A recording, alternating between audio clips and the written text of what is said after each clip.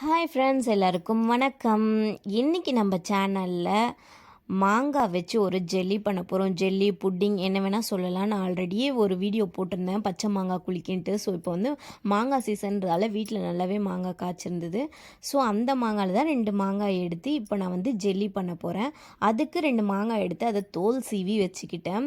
இந்த மாதிரி தான் தோல் மட்டும் சீவி வச்சுட்டு அதை இப்போ பொடியாக கட் பண்ணிக்கிறேன். பொடியாக கட் பண்ணிட்ட பிறகு இது ஒரு மிக்ஸி ஜாரில் போட்டு ஃபைன் பேஸ்ட்டாக அரைச்சிக்க போகிறோம். மாங்காய் அரைக்கிற கேப்பில் கார்ன்ஃப்ளவர் மாவு எடுத்துக்கிறேன். இந்த கார்ன்ஃப்ளவர் மாவு வந்து ஒரு 3லேருந்து 3.5 ஸ்பூன் அளவுக்கு எடுத்துக்கிறேன்.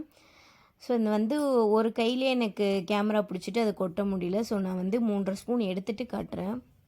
3 ஸ்பூன் அளவுக்கு கார்ன்ஃப்ளவர் மாவு எடுத்துக்கிட்டேன். இப்போ இதில் வந்து நான் வந்து இதில் தண்ணி ஊற்றி நல்லா கரைச்சி எடுத்துக்க போகிறேன். தண்ணி வந்து ஒரு 1/2 டம்ளர் அளவுக்கு ஊற்றிக்கலாம். ஸோ நல்லா தண்ணி ஊற்றி மாவு நல்லா கரையணும். அந்த மாதிரி அளவுக்கு அரை டம்ளர்லேருந்து 3/4 டம்ளர் அளவுக்கு தண்ணி தேவைப்படும். நல்லா கரைச்சி கரைச்சி வச்ச இந்த கார்ன்ஃப்ளவர் மாவு ஒரு பக்கம் ஓரமாக வச்சுக்கலாம். இது அப்புறமா தான் தேவை நம்மளுக்கு. இப்போ மாங்காய் வந்து மிக்ஸி ஜாரில் அரைச்சி கொண்டு வந்தாச்சு, நல்லா ஃபைன் பேஸ்ட்டாக. இந்த மாங்காய் அரைக்கிறதுக்கு வந்து நான் 1 டம்ளர் அளவுக்கு தண்ணி சேர்த்துக்கிட்டேன். ஸோ அப்போ தான் வந்து நம்மளுக்கு நல்லா அரைப்பட்டு வரும்.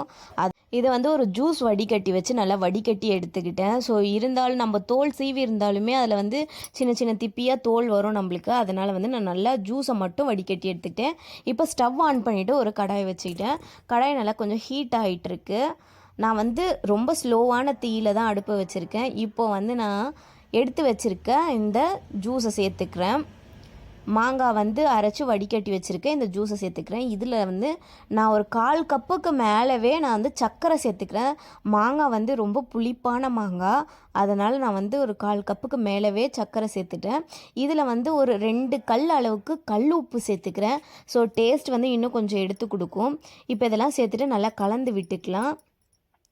இந்த சமயம் நான் வந்து ஒரு சின்ன கிண்ணத்தில் நான் வந்து ஃபுட் கலர் ஆட் பண்ணிக்க போகிறேன். இது வந்து ஆப்ஷனல் தான், நீங்கள் வேணும்னா சேர்த்துக்கலாம், இல்லைன்னா வேண்டாம்.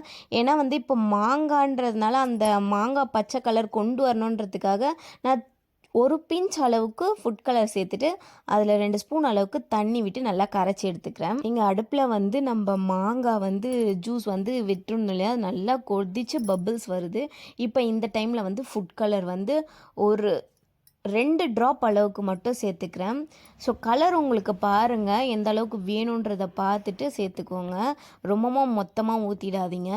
இப்போ நம்ம கார்ன்ஃப்ளவர் வந்து கரைச்சி வச்சுருக்கோம் இல்லையா, அதை எடுத்து நம்ம இந்த மேங்கோ ஜூஸ் கூட ஆட் பண்ணிக்க போகிறோம்.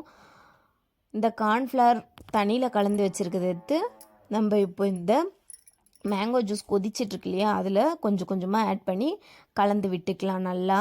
இது நம்ம கரண்டியில் கலக்கிறத விட இந்த மாதிரி விஸ்க் இருந்ததுன்னா அதில் கலந்து எடுத்துக்கலாம். ஸோ பபிள்ஸ் வந்து சேராமல் இருக்கும் விஸ்கில் பண்ணும்போது. கார்ன்ஃப்ளவர் வந்து சீக்கிரமே அப்படி கட்டிக்கும். ஸோ விஸ்கில் பண்ணும்போது அந்த கெட்டித்தன்மைலாம் இல்லாமல் நல்லா சூப்பராக நம்மளுக்கு சரியான கன்சிஸ்டன்சியில் வரும். ஸோ இப்போ இதை நல்லா விஸ்கில் வந்து அடித்து விட்டுட்டு ஒரு 5லேருந்து 7 நிமிஷம் அப்படியே விட்டுடலாம். நல்லா வந்து அது வேகட்டும். கார்ன்ஃப்ளவர் மாகலாம் 7 நிமிஷம் ஆயிடுச்சு, நல்லா வெந்தாச்சு. ஸோ இப்போ அந்த டைமில் அடுப்பை ஆஃப் பண்ணிவிட்டு நான் இந்த மாதிரி ஸ்வீட் பாக்ஸ் வந்து ஒன்று எடுத்து வச்சுக்கிறேன். இந்த ஸ்வீட் பாக்ஸில் 1 ஸ்பூன் அளவுக்கு எண்ணெய் சேர்த்துக்கிறேன். எண்ணெய் விட்டுட்டு அதை நல்லா வந்து ஃபுல்லாக ஸ்ப்ரெட் பண்ணி விட்டுக்கலாம். இப்போ இதுவை வந்து நம்ம அந்த ஜெல்லியை வந்து இதில் தான் ஊற்றி வைக்க போகிறோம். ஸோ இது நல்லா ஆறட்டும். ஏன்னா நம்ம பிளாஸ்டிக் டப்பாவில் ஊற்ற போகிறோம். சூடோடு ஊற்றினோன்னா உருகிடும்.